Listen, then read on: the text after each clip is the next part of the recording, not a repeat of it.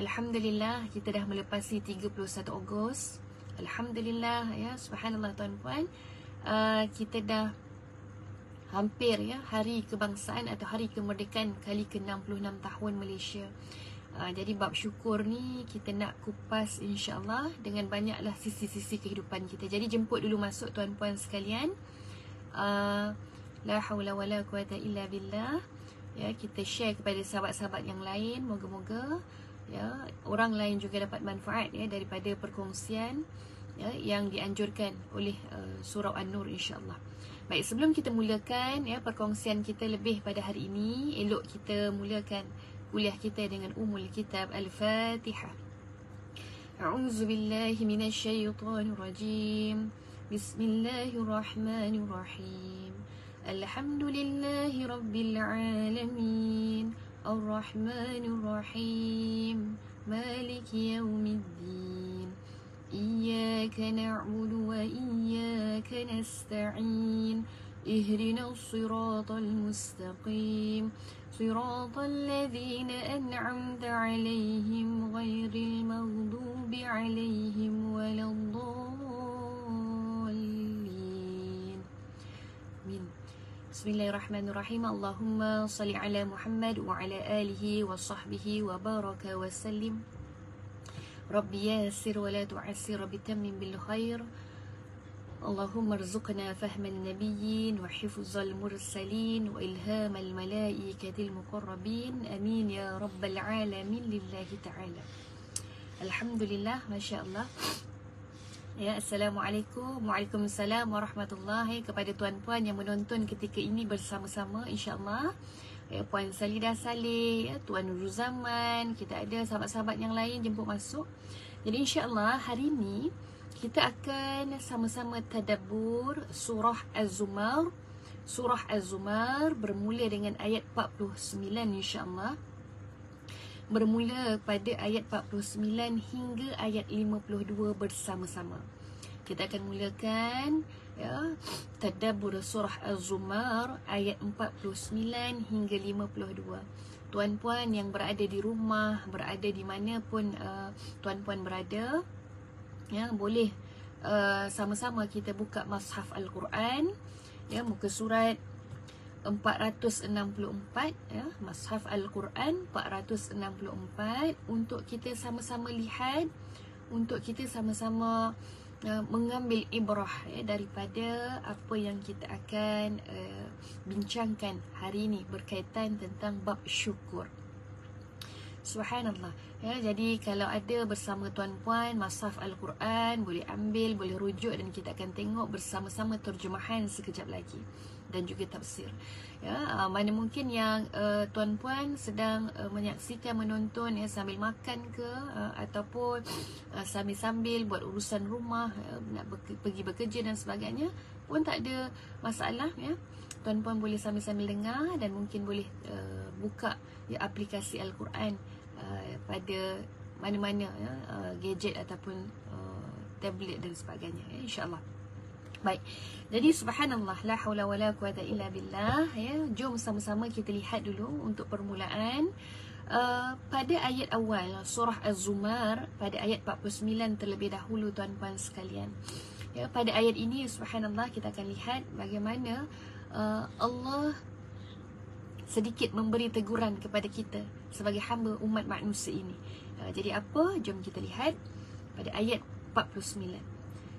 A'udzu billahi minasyaitonir rajim. Bismillahirrahmanirrahim.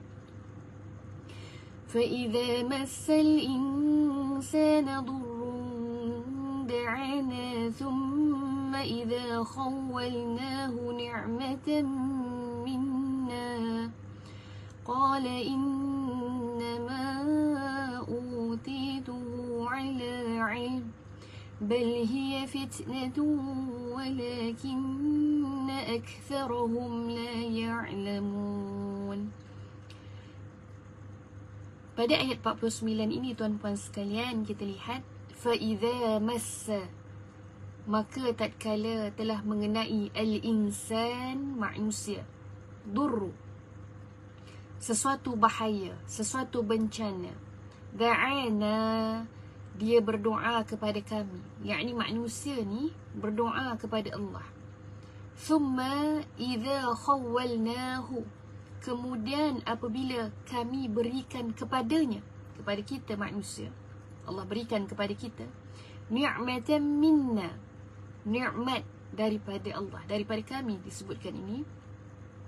Qala, dia berkata, innama, sesungguhnya, utituhu, aku telah diberi nikmat itu, ala ilm, ke atas, yakni kerana ilmu. Bal hiya, bahkan ia, fitnatu walakinna, adalah satu ujian. Walakinna, akan tetapi, aktsaruhum la ya'lamun, ramainya sebahagian mereka tidak mengetahui. Maka subhanallah, ya, pada ayat ini kita dapat lihat bagaimana pada ayat permulaan surah Az-Zumar ayat 49 ini Allah memberi teguran kepada manusia. Tika mana saat kita diberikan ujian, musibah, kesukaran, kepayahan dalam pelbagai bentuk. Mungkin datangnya dari dalam bentuk penyakit, dalam bentuk kesukaran, dalam bentuk kesempitan, dalam bentuk kemiskinan, apapun disebutkan tadi, bahaya, musibah, bencana. Dan ketika itu manusia berada dalam keadaan yang paling rendah, paling lemah. Maka kita tahu sifatnya manusia ini lemah, tak berdaya. Kita ini terbatas. Maka bila Allah uji kita satu persatu, kita akan meminta pertolongan. Ketika saat itu kita tahu, kalau yang susah tadi isteri, suami pun tak boleh bantu. Yang susah tadi ibu ayah, kadang-kadang anak-anak pun tak boleh bantu.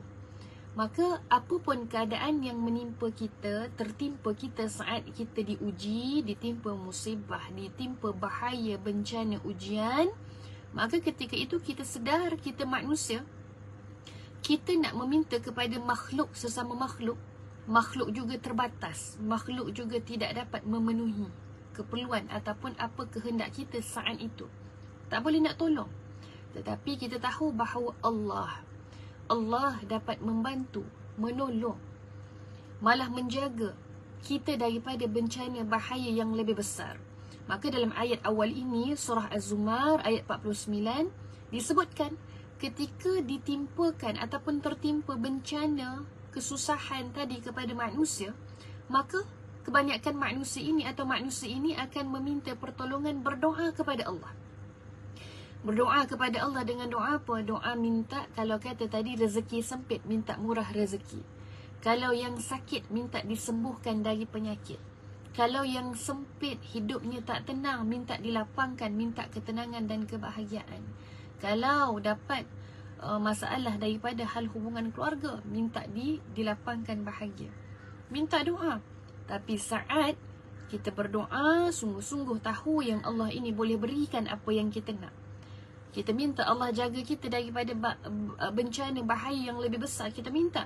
Maka kita tahu, saat kita diuji, kita minta pada Allah, Allah confirm boleh bagi. Maka saat itu keyakinan kita sangat-sangat tinggi. Kesungguhan kita berdoa sangat-sangat hebat. Kebergantungan kita dalam berdoa sangat-sangat mengharap. Tetapi dalam ayat ini disebutkan bagaimana Allah sedikit menegur kita manusia apabila Allah berikan nikmat apa yang kita nak.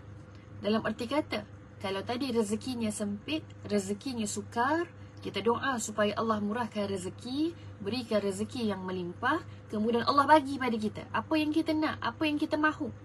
Kerana doa tadi, kita doanya bersungguh-sungguh. Kita doa dalam keadaan kita tahu kita terbatas. Kita minta pada Allah yang boleh memberi.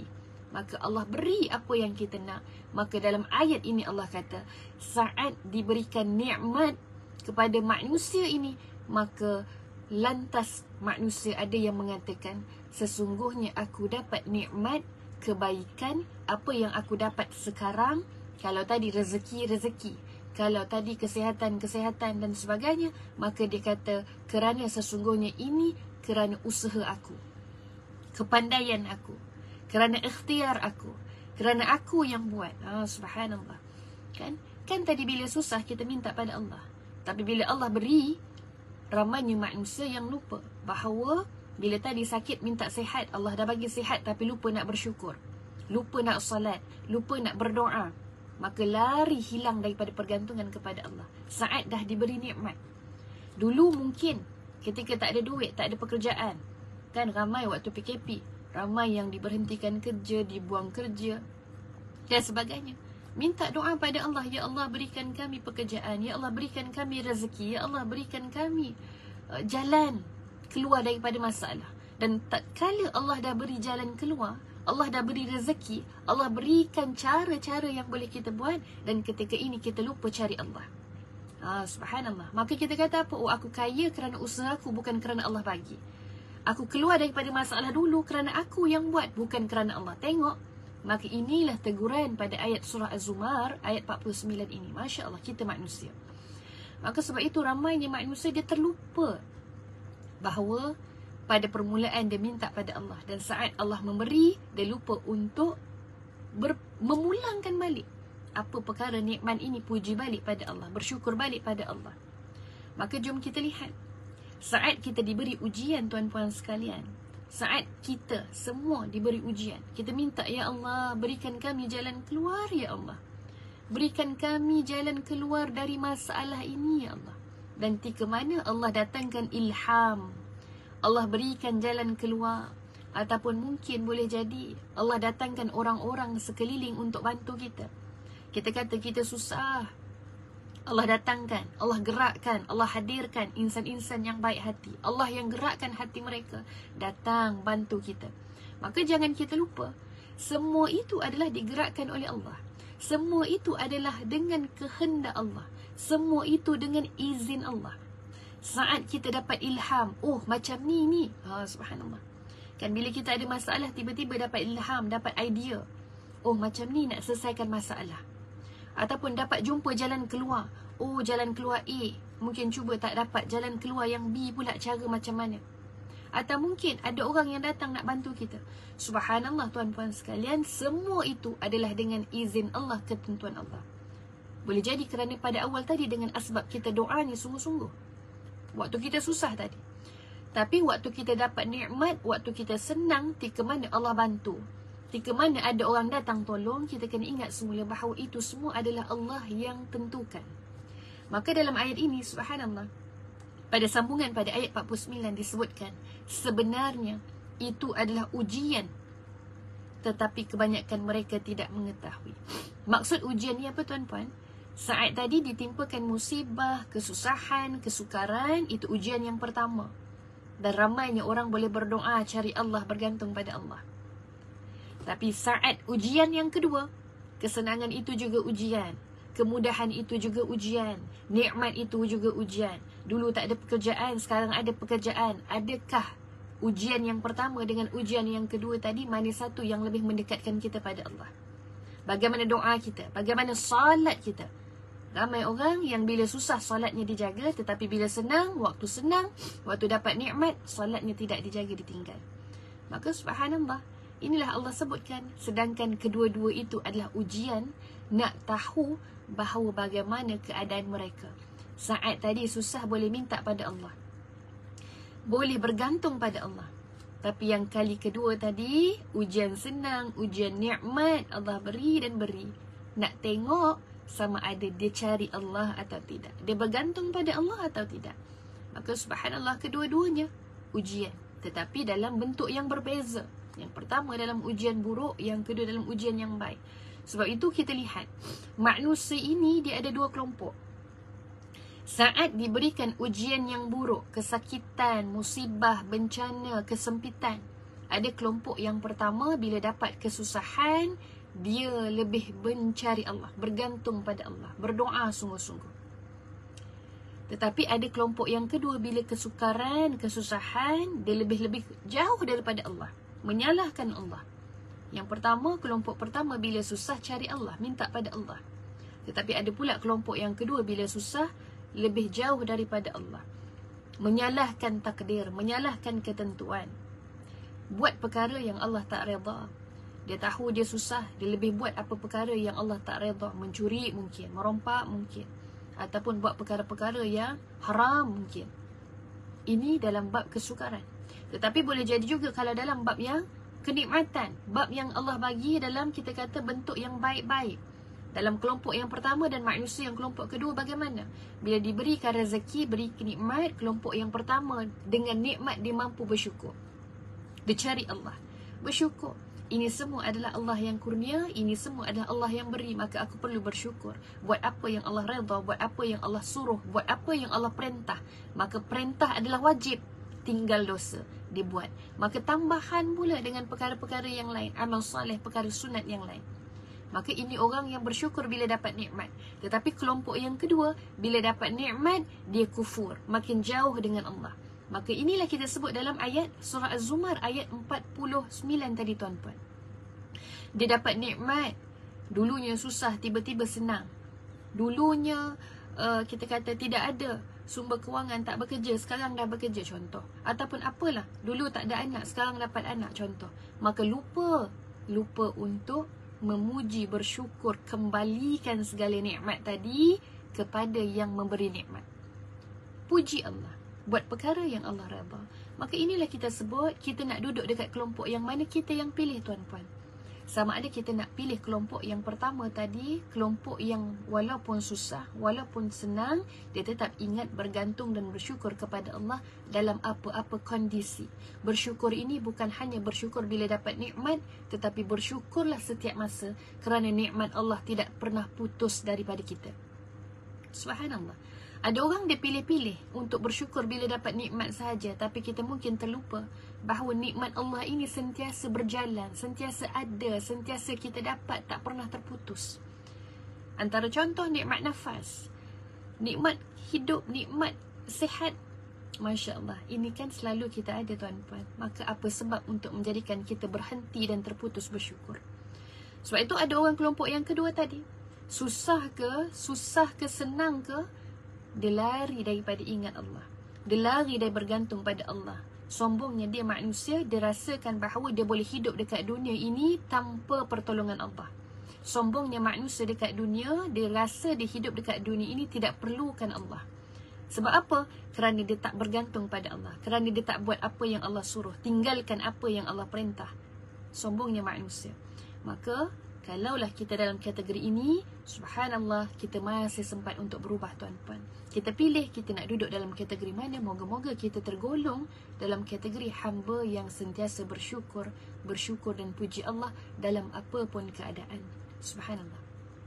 Kita lihat pada ayat sambungan surah Az-Zumar. Ya, kita dalam tadabbur surah Az-Zumar tuan-puan sekalian. Kita sambung pada ayat yang ke-50. Pada ayat yang ke-50. قد قالها الذين من قبلهم فما أغنى عنهم ما كانوا يكسبون.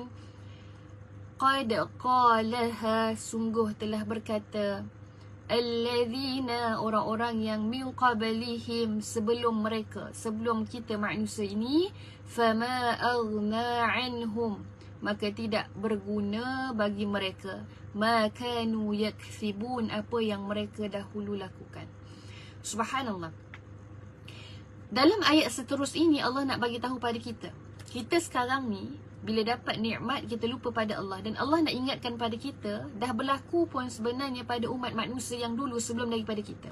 Pada ayat 50 ini Allah nak bagi tahu pada kita bahawa dah berlaku dah. Dulu ada juga orang-orang susah, umat-umat yang susah, dan dia berdoa pada Allah. Bila berdoa pada Allah, Allah berikan nikmat pada mereka, dan bila dapat nikmat, mereka lupa pada Allah. Dan mereka mengatakan nikmat aku ini kerana usaha aku. Aku kerja dapat duit kerana aku yang penat, aku kerja. Dia lupa bahawa Allah yang rezekikan. Dia dapat nikmat keluarga, dia lupa bahawa Allah yang berikan. Dan dia lupa untuk bersyukur dan menghargai. Maka apa Allah kata dalam ayat seterusnya, bahawa perkara itu dah berlaku daripada zaman dulu. Zaman dulu pun ada orang yang begitu, umat yang begitu, bila dapat nikmat dia kata dia yang buat, kerana usaha dia, kerana dia yang ikhtiar, dia tidak meletakkan balik kepada Allah. Maka Allah sebut itu berlaku dah. Maka pada ayat sambungan disebutkan apa? Maka tidak berguna apa yang mereka telah lakukan. Subhanallah. Ya, apa yang dia cakap tadi kan, ini semua adalah usaha aku, usaha saya, usaha kami. Maka perkataan dan perbuatan itu tidak berguna, tidak memberi manfaat pun kepada dirinya, tidak mendatangkan manfaat pun kepada dirinya, malah akan mendatang dan menyebabkan mudarat yang lebih besar, kerana tidak bergantungnya kepada Allah waktu hidup dekat dunia, apatah lagi nanti di hari akhirat kelak. Kita sambung pada ayat 51. Ayat 51, subhanallah, kita lihat bagaimana Allah menyambung pada ayat yang awal tadi. Pada ayat 51, فَأَصَابَهُمْ سَيِّئَاتُ مَا كَسَبُوا وَالَّذِينَ ظَلَمُوا مِنْ هَؤُلَاءِ سَيُصِيبُهُمْ سَيِّئَاتُ مَا كَسَبُوا وَمَا هُمْ بِمُعْجِزِينَ. Pada ayat ini disebutkan fa'asabahum, maka mereka ditimpa sayyi'atu, keburukan-keburukan, ma kasabu, apa yang mereka telah lakukan. Subhanallah, tengok. Tadi Allah kata bila mereka sebut ini semua kerana usaha mereka, maka Allah kata tidak ada pun manfaat kebaikan yang mereka dapat, malah pada sambungan ayat Allah kata apa? Maka mereka akan ditimpa dengan keburukan-keburukan atas apa yang mereka dah buat, atas apa yang mereka yakini bahawa ini semua kita yang punya, kita usaha kita. Maka Allah kata malah keburukan-keburukan akan tertimpa kepada mereka. Pada sambungan walladzina zalamu, dan orang-orang yang berbuat zalim, min haula'i, di antara mereka itu, sayusibuhum, pasti akan tertimpa sayyi'atu, keburukan, ma kasabu, apa yang telah mereka lakukan, wa ma hum bimu'jizin, dan bukanlah mereka iaitu sebagai orang yang dapat melemahkan. Subhanallah. Dalam arti kata, tuan-puan sekalian, dalam ayat 51 yang kita baca tadi, tuan-puan, bila saat mereka ini lari daripada ingat dan bersyukur pada Allah, lalu Allah timpakan kepada mereka keburukan. Dan orang-orang yang zalim, antara mereka juga akan ditimpa bencana akibat buruk apa yang mereka kerjakan, dan mereka tak dapat melepaskan diri mereka. Subhanallah. Saat Allah bagi nikmat, lupa daripada bersyukur, maka Allah tambahkan lagi keburukan. Allah berikan pula kita kata ujian yang lain pula. Maka saat itulah orang-orang yang zalim, zalim ini maksudnya menzalimi diri sendiri kerana tidak menjaga diri daripada melaksanakan perkara-perkara perintah Allah, dan juga tidak menjaga dirinya daripada mengelak perkara-perkara dosa. Maka zalim ini kita mengenai diri kita. Zalim ini kerana kita tidak meletakkan pergantungan kita kepada Allah, Allah yang Maha Kuasa. Maka Allah timpakan balasan, timpakan bencana, timpakan keburukan, dan saat itu kita tidak boleh melepaskan diri, tak boleh nak keluar dah. Kerana itu barulah kita sedar bahawa oh, aku kena cari balik Allah. Ketika itu baru kita tersedar bahawa Allah lah tempat pergantungannya. Kita ini manusia memang tak ada daya. Kalau sebelum ni dapat nikmat, kita lupa dengan Allah, Allah tarik balik nikmat, Allah gantikan dengan keburukan dan ataupun bencana dan musibah. Untuk buat apa? Untuk kembali manusia ingat kepada Allah. Maka pada ayat sambungan, subhanallah, nak bagi tahu kembali bahawa Allah ini Maha Kuasa, kita lihat pada ayat 52, tuan-puan. Subhanallah, Allah ini Maha Kuasa, minta pada Allah, syukur pada Allah, kerana Allah yang memberi. Maka lihat pada ayat yang 52 ini bagaimana Allah ingatkan kembali kita umat manusia yang sering terlupa. Dengan kita lihat pada ayat surah Az-Zumar ayat 52. Awalam ya'lamu anna Allah yabsutur rizqa liman yasha'u wa yaqdir. Inna fi dhalika laayatin liqaumin yu'minun. Awalam ya'lamu, tidakkah mereka mengetahui, annallaha, sesungguhnya Allah, yabsutur rizqa, melapangkan rezeki, liman yasha'u, bagi sesiapa yang Allah kehendaki, wa yaqdir, dan Allah juga menyempitkan rezeki bagi sesiapa yang Allah kehendaki. Masya Allah. Maka Allah boleh melapangkan rezeki, meluaskan rezeki kepada orang-orang yang Allah kehendaki, dan Allah boleh bisa menyempitkan rezeki kepada orang-orang yang Allah kehendaki. Dan orang-orang yang Allah kehendaki ni bagaimana? Kalau orang yang Allah lapangkan rezeki, orang yang banyak bersyukur, orang yang banyak ingat Allah, dapat nikmat kembalikan kepada Allah, dapat nikmat tahu ini Allah yang punya, dapat nikmat tahu untuk rendah diri dan bersyukur pada Allah kerana Allah yang memberi, maka Allah lapangkan, tambah lagi kenikmatan dan berikan lagi ruang-ruang rezeki padanya. Mungkin bukan dalam rezeki duit semata-mata, boleh jadi rezeki masa yang lapang, boleh rezeki hati yang lapang, boleh rezeki macam-macam lagi perkara. Dan Allah juga boleh wayaqdiru, menyempitkan siapa yang Allah kehendaki. Sebab itu kita lihat ada kalanya orang gajinya sama, orang A gajinya sama, orang B gajinya jumlahnya sama, tapi yang menjadi pembeza, yang A jiwanya sempit, hidup tak tenang, yang B jiwanya lapang, hidupnya bahagia. Apa pembezanya? Adakah kerana duit tadi? Tidak. Tadi duitnya sama, gajinya sama banyak, tetapi pembezanya kerana yang ini tidak dapat ketenangan jiwa, yang ini dapat ketenangan jiwa dan kelapangan hati. Maka kerana apa? Kerana boleh jadi asbab dia bersyukur dengan apa yang Allah beri, sikit atau banyak, maka dia kembalikan balik urusan kehidupannya kepada Allah.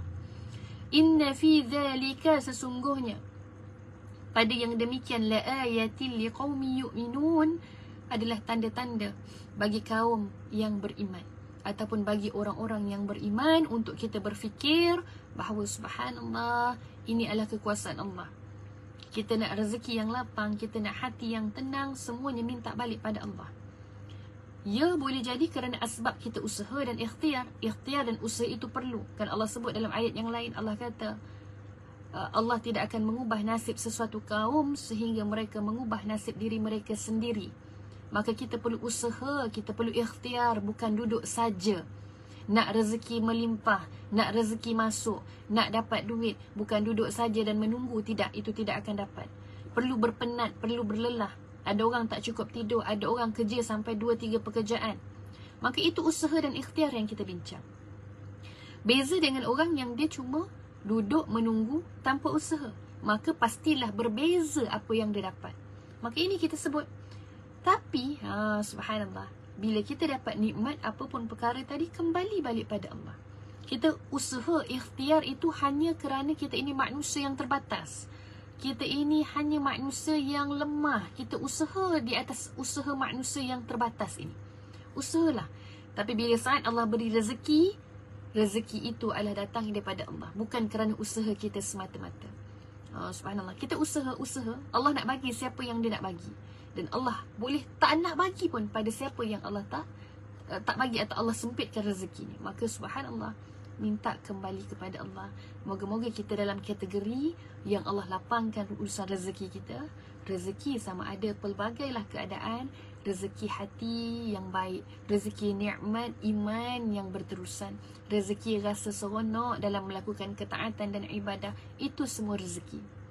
Sehingga kan dalam satu doa, Nabi mengajarkan kepada kita doa supaya minta bantuan kepada Allah. Untuk apa? Allahumma a'inni, ya Allah, bantu aku ya Allah, ala zikrika, untuk ingat kepadamu ya Allah, wa syukrika, dan bersyukur kepadamu ya Allah, wa husni ibadatika, dan buat amal kebaikan ataupun buat amal ibadah yang baik ya Allah. Kita minta bantuan kepada Allah. Sebab itu subhanallah, nak ingat Allah, minta tolong pada Allah. Ya Allah, kami lupa, ingatkan kami untuk ingat kepadamu ya Allah. Ya Allah, kami sering lalai dan leka. Ya Allah, bantu kami ya Allah untuk kami bersyukur kepadamu ya Allah. Subhanallah, nak bersyukur ni tuan-puan pun kena minta bantuan Allah. Sebab nak kata lemahnya manusia, kita ni ada masa ingat, ada masa lupa, ada masa terleka, ada masa kita kata terlupa. Imannya ada naik, imannya ada turun. Maka subhanallah, kita nak minta pada Allah, ya Allah, kami serahkan segala semua urusan kami kepadamu ya Allah. Bantu kami, kembalikan jiwa kami dalam merasa nikmat melakukan ketaatan dan kebaikan. Itu pun kena minta pada Allah, supaya Allah pimpin jiwa kita, Allah ilhamkan diri kita untuk sentiasa berada dalam kebaikan dan ketaatan. Subhanallah, sebab itu nak kata lemahnya manusia, apa pun perkara minta pada Allah. Maka jangan sombong. Walaupun dalam keadaan kita kata, oh aku dah cukup dah, nak minta apa lagi? Jangan. Ya, ada orang kata, oh aku dah cukup, dah ada keluarga, apa yang aku nak? dah ada apa yang aku ada, kerja, dah ada duit, cukuplah, tak payah nak minta. Sebab itu tak berdoa, sebab itu boleh tinggal perkara-perkara kefarduan. Dia tak minta pada Allah, tak bersyukur pada Allah. Itu kita salah tuan-puan. Sebab itu terus minta pada Allah. Kerana kita jangan lupa apa yang kita ada saat ini Allah boleh ambil bila-bila masa. Seperti dalam ayat yang kita bacakan tadi pada ayat 50 dan 51 surah Az-Zumar. Maka subhanallah tuan-puan sekalian, moga-moga dalam ayat yang kita tadaburkan tadi, surah Az-Zumar ayat 49 hinggalah ayat 52 tadi, ya, memberikan satu detik pengajaran dalam hati dan jiwa kita. Apapun keadaannya, jiwa kita ketika ini, hidup kita ketika ini, jangan lupa untuk bergantung dan bersyukur balik pada Allah. Kita usaha dan ikhtiar atas namanya manusia makhluk, tetapi kita tetap memerlukan pergantungan balik kepada Allah. Itu memang. Kita usaha dan dapat rezeki itu bukanlah kita kata 100% usaha tadi. Kerana Allah yang bagi, kerana Allah yang jadikan, kerana Allah yang pimpin jiwa kita, kerana Allah yang tentukan.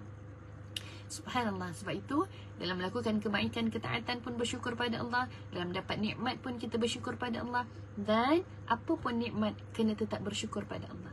Tolong paksa diri kita setiap hari, paksa lihat ataupun paksa bersyukur.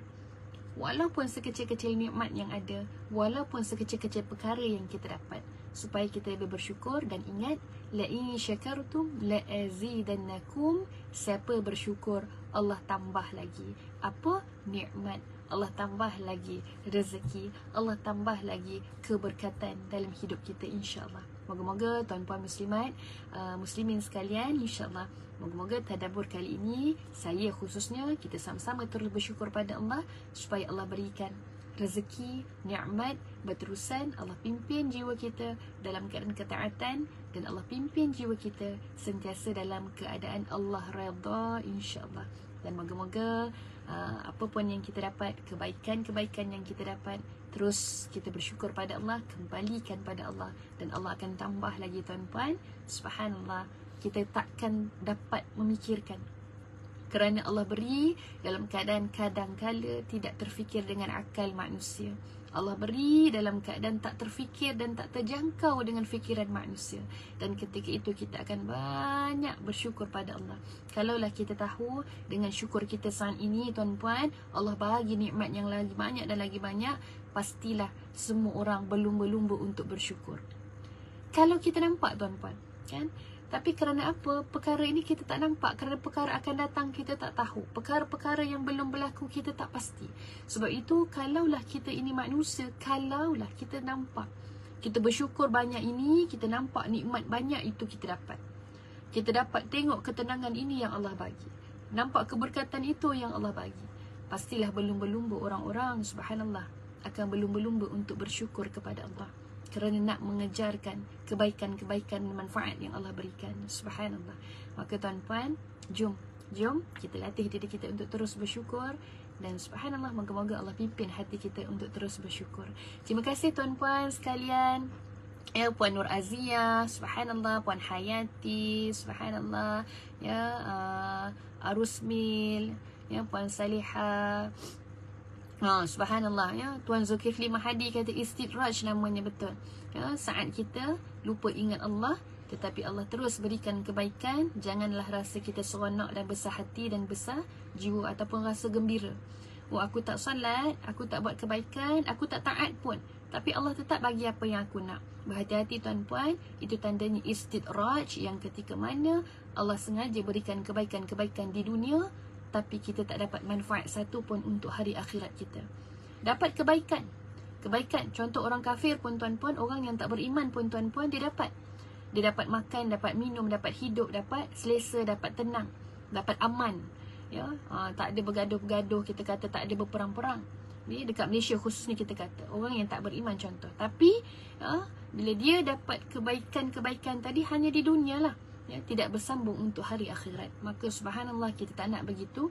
Hanya kebaikan-kebaikan yang kita nampak luaran sahaja, tetapi secara dalamnya, ya, secara hakikatnya, kebaikan-kebaikan tadi terputus. Dan bila di hari akhirat kita tak nampak satu pun perkara kebaikan yang kita dapat perolehi. Tak ada amal yang kita bawa rugi tuan-puan. Ya, subhanallah. Ya Muhammad Al-Amin, ya. Assalamualaikum Ustazah, kenapa orang yang sombong angkuh tapi rezekinya melimpah dan kurang mendapat? Subhanallah, ya, baik. Subhanallah. Okay, saya baru baca soalan daripada Muhammad Al-Amin. Saya ada jumpa seorang klien. Saya mengendalikan kaunseling syar'i, ya, di JAKIM. Dan ada beberapa isu klien yang kita jumpa. Antaranya macam inilah yang Tuan Al-Amin sebutkan, ya. Kenapa orang yang dia rezekinya melimpah Ustazah, ya, rezekinya banyak, tapi dia ni tak bersyukur, dia ni tak taat pada Allah. Ya, itulah yang kita sebut tadi, namanya istidraj. Ya, ada seorang klien ni, dia kata, Ustazah, saya ni dah berhenti kerja 8 tahun. Dulunya bekerja, gajinya berpuluh ribu tuan-puan, ya, dalam jawatan yang tinggi. Ya, kemudian terpaksa diberhentikan kerja, ya, sebab company ketika itu dalam keadaan yang gawat, ya. Dan kemudian 8 tahun bekerja daripada gaji yang berpuluh ribu sebagai bos kita katakan, kemudian terpaksa bekerja dalam keadaan macam-macam pekerjaan yang dibuat. Sampailah dia kata 8 tahun saya tak ada pekerjaan tetap, tetapi kawan-kawan saya yang dulu Ustazah, dia kata gajinya sampai sekarang kita kata berlipat kali ganda lagi, rumahnya berderet-deret, kereta mewahnya macam-macam, ya, tapi tak salat, main perempuan, kaki judi, minum arak. Maka dia kata, mana Ustazah? Mana yang kita kata Ustazah, kenapa saya salat saya jaga, ya, Al-Quran saya jaga, tapi saya tetap begini? Kenapa orang-orang yang begitu dia boleh jadi mewah dan hidup senang? Sebab itu kita kata berhati-hatilah. Saya teringat pesanan satu ulama, seorang syekh menyebutkan apa? Musibah ini, musibah yang terbesar ini bukanlah saat kehilangan harta, bila saat kesusahan, bila saat kita kata kepayahan. Sebab kita kena ingat, musibah ataupun kita kata bila kita kehilangan harta, kita sakit, susah payah, bila kita mampu bersabar, Allah angkat darjat, Allah hapus dosa. Tapi musibah yang paling besar, kata syekh ataupun kata murabbi ini adalah, musibah yang paling besar adalah saat engkau diuji dan engkau lari ataupun engkau berpaling daripada Allah. Itu adalah saat musibah yang paling besar dalam hidup engkau. Tak kira lah dia dapat nikmat ke, dia diuji dengan sakit susah ke, musibah, dia diuji dengan apa-apa perkara, kerana ujian tadi dia berpaling, tak ingat Allah, maka itulah musibah yang paling besar dalam hidup dia.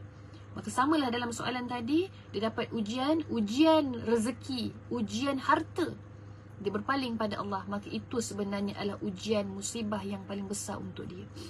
Ya, subhanallah, ya. Bukanlah kita kata, oh adakah orang yang merempat, yang tak cukup makan tu ujian. Kalau dia merempat tak cukup makan, dia ingat pada Allah, itu belum cukup musibah untuk dia tuan-puan. Kata ulama, musibah yang terbesar adalah apapun ketika Allah beri pada engkau, engkau lupa nak ingat pada Allah, engkau berpaling daripada Allah, malah engkau lebih jauh daripada Allah, maka itu adalah musibah terbesar untuk kita.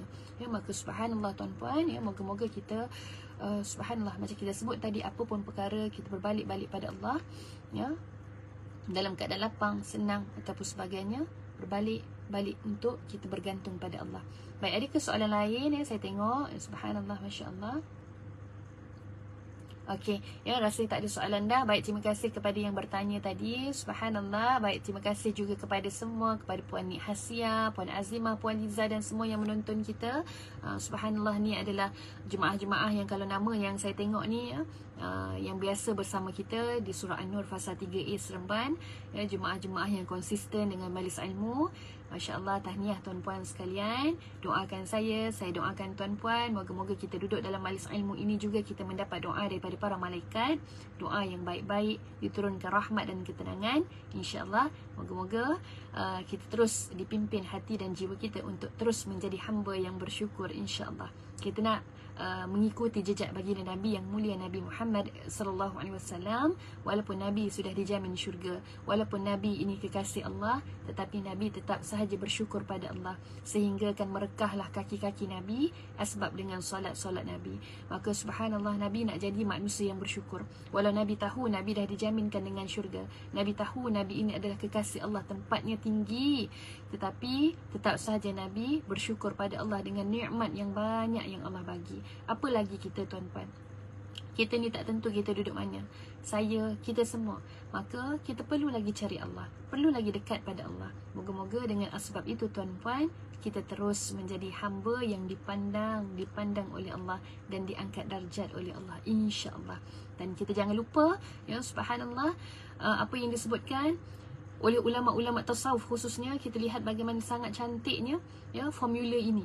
Bila kita buat kebaikan, solat kita, Al-Quran kita, puasa kita, dengan wuduk kita hatta pun, itu semua ada penghapusan dosa. Dalam arti kata tuan-puan, bila kita buat kebaikan, ketaatan, Allah hapuskan dosa kita. Subhanallah. Ya, kecuali dosa-dosa besar, dosa syirik. Ya, bila kita kata dosa-dosa kecil ni Allah hapuskan. Dengan asbab kita melakukan ketaatan pun Allah hapuskan dosa. Dan apalagi pula bila kita menghalang diri kita. Dalam jiwa kita ada rasa nak buat dosa dan maksiat, tapi kita mampu menghalang jiwa kita daripada melakukan tindakan maksiat tadi. Maka dengan itu pun, Masya Allah, kita ada juga penghapusan dosa tuan-tuan. Kita mampu menghalang diri kita daripada melakukan dosa yang tergerak dalam hati kita. Kita mampu tidak melakukan dosa-dosa tadi, maka dengan menahan diri melakukan dosa, dari melakukan dosa, juga Allah memberikan penghapusan dosa untuk kita. Subhanallah.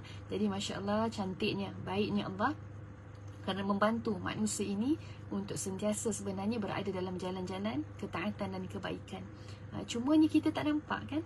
Kita tak nampak, ya, saat mana malaikat mencatat kebaikan, saat mana malaikat memadam keburukan, kita tak nampak perkara tadi.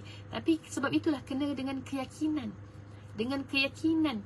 Keyakinan inilah yang kita tahu bahawa apa yang Allah sebutkan, apa yang Allah berikan jaminan, maka Allah akan buat. Maka Allah akan tunaikan, maka Allah akan berikan.